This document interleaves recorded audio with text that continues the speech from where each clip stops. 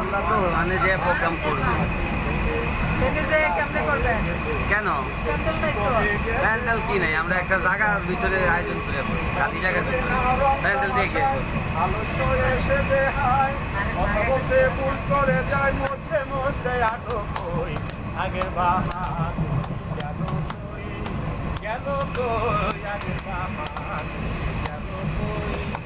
চলিতে চরম চলে না,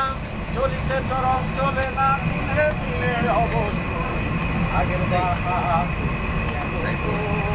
গেল